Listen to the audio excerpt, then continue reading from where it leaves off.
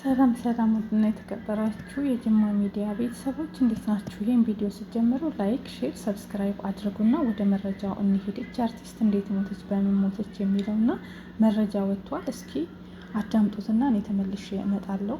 በላይክ በሼር ግቡ ማለት ነው። ቪዲዮውን እናዳምጥ። በምን እንደሞተች እመለሳለሁ። ትላንትና ፀጉር ቤት ራሱ ወስዷት ነበረ። በዛ ላይ ደግሞ ልደቷ ነበረ ዛሬ። በቃ የሆነ ውሸት ሁላ ነው፣ የሆነ ህልም ላይ ሁላ ያለው ነው የመሰለኝ። ገብርኤልን በፍጹም ራሷን ታጠፋ። በፍጹም እናቷን በጣም ነው የምትወዳት። እውነት ነው ወላሂ። ከእሱ ጋር ዞር ብትል በጣም የተሻለ ሰው ማግኘት እንደምትችል ራሱ ታውቃለች።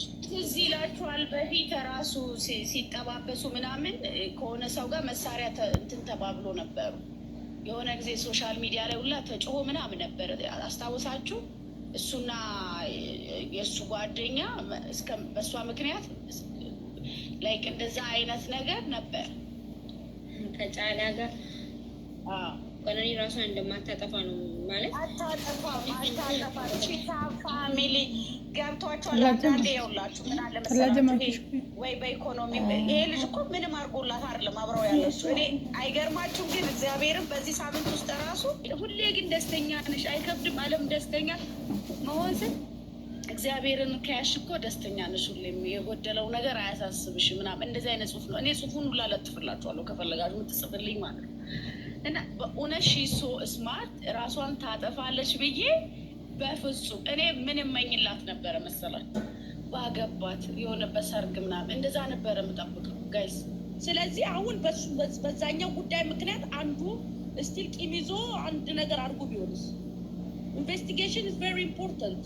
ዛሬ የልደቷ ቀን ነበር። በትናንትናው ዕለት የልደት ባህሏን ለማክበርም ሽር ጉድ እያለች ነበር። የድምፃዊ አንዱዓለም ጎሳ ሚስት ቀነኒ አዱኛ ፎቅ ላይ ወድቃም ህይወቷ ማለፈ ከተባለ በኋላ ይህ አሳዛኝ ጉዳይ አቅጣጫውን እየቀየረው ነው። ባለቤቷ አንዱዓለም ጎሳና የአንዱዓለም ጎሳ እህትም በፖሊስ ቁጥጥር ስር ውለዋል። የሟች የቅርብ ጓደኞችም ራሷን ልታጠፋ የማትችልበት ምክንያትንም አጋርተዋል። ይህቺ ወጣት ሞዴልና የተለያዩ በጎ ስራዎች ላይ የምትሳተፈው ተወዳጇ የዋህ እናቷን ከራሷ በላይ የምትወድም ነበረች። በልደቷ ቀን ግን ህይወቷ አለፈ። በዚህ ጉዳይ ጓደኞቿ ለመላው የኢትዮጵያ ህዝብ ያጋሩትን መልእክት ወደ እናንተ እናደርስ። እጅግ አሳዛኝ ነው። የታዋቂው ድምፃዊ አንዱዓለም ጎሳ እጮኛ በድንገት ህይወቷ ማለፉ ተሰማ።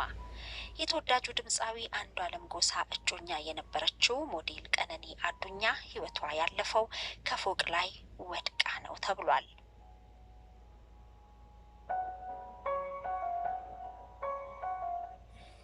ድምፃዊው አሁን ላይ በፖሊስ ቁጥጥር ስር የዋለ ሲሆን የሟች አስክሬን በዳግማዊ ሚኒሊክ ሆስፒታል ለምርመራ ተልኳል ተብሏል። በአንድ ጥላ ስር አብረው መኖር የጀመሩት ታዋቂው ድምፃዊ አንዱዓለም ጎሳና ሞዴል ቀነኒ አዱኛ በቅርቡ ሊጋቡ አቅደው እንደነበረም ተሰምቷል።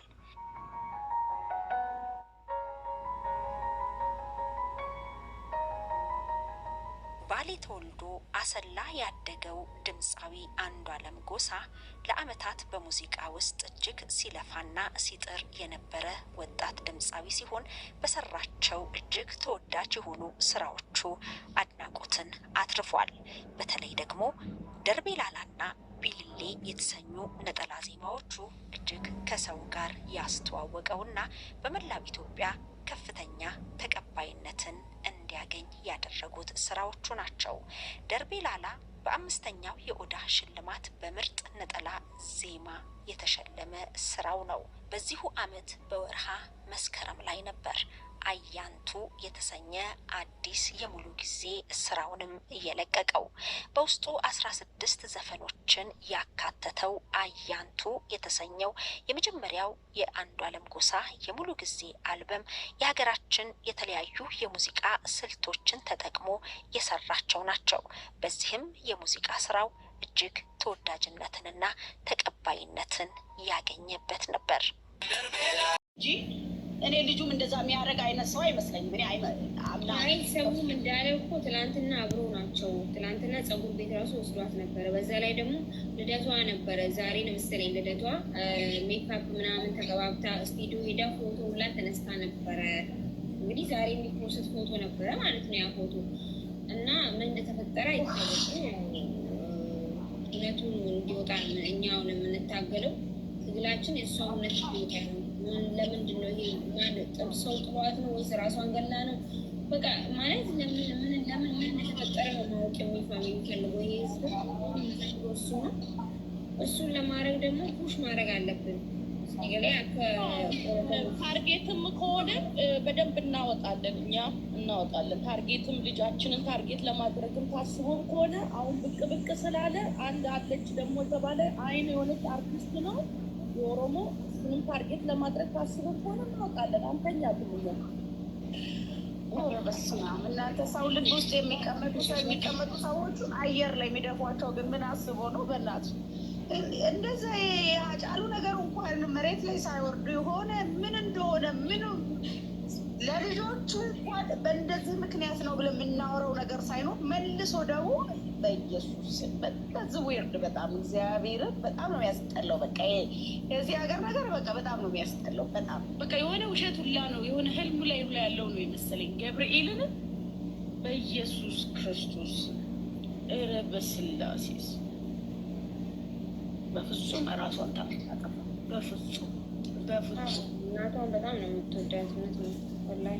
ትዝ ይላችኋል በፊት ራሱ ሲጠባበሱ ምናምን ከሆነ ሰው ጋር መሳሪያ እንትን ተባብሎ ነበሩ። የሆነ ጊዜ ሶሻል ሚዲያ ላይ ሁላ ተጭሆ ምናምን ነበር። አስታውሳችሁ? እሱና የእሱ ጓደኛ በእሷ ምክንያት ላይክ እንደዛ አይነት ነገር ነበር ከጫላ ጋር እሱ እኮ በእሷ ምክንያት በሌላ እኔም እንደዛ ነው የማስበው። እውነት ለመናገር የኔ ሀሳብም እስከ ጠዋት ድረስ በጣም ሳሰላስል የነበረው ቀነኒ ራሷን እንደማታጠፋ ነው። ማለት አታጠፋም።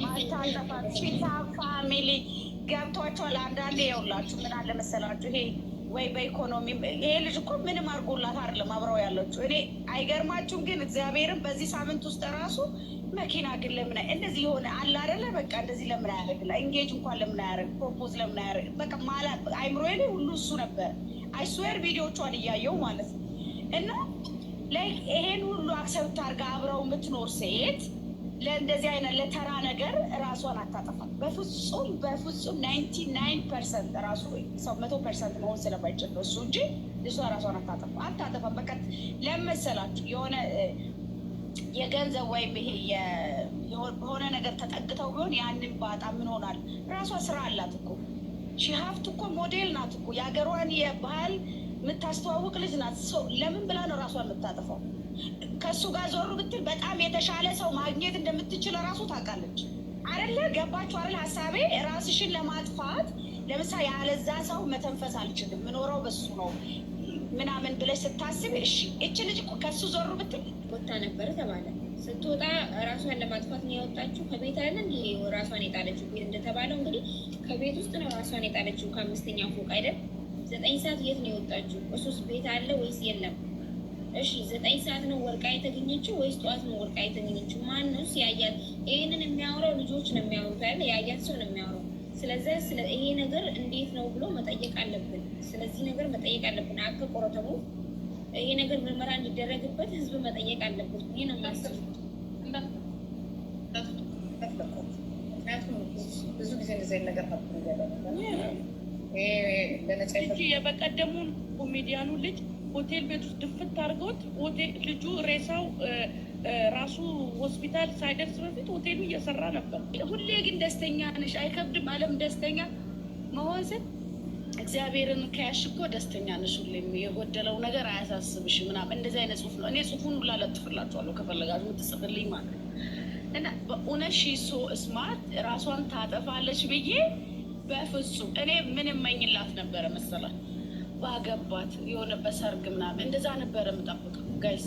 ስለዚህ አሁን በዛኛው ጉዳይ ምክንያት አንዱ ስቲል ቂም ይዞ አንድ ነገር አድርጎ ቢሆንስ? ኢንቨስቲጌሽን ኢዝ ቬሪ ኢምፖርታንት። ታንክ ዩ ቬሪ ማች። እኔም እንደሱ ነው ሚስ ጭራሽ አታጠፋም። እኔም እንደዛ ነው ማስብ። እንተ ላበሻ ተከረ ወልፊ ጠንጃኒ ፖስት ሲ ጉዳኒቲ ነምኒ ዋን ሲ አዩ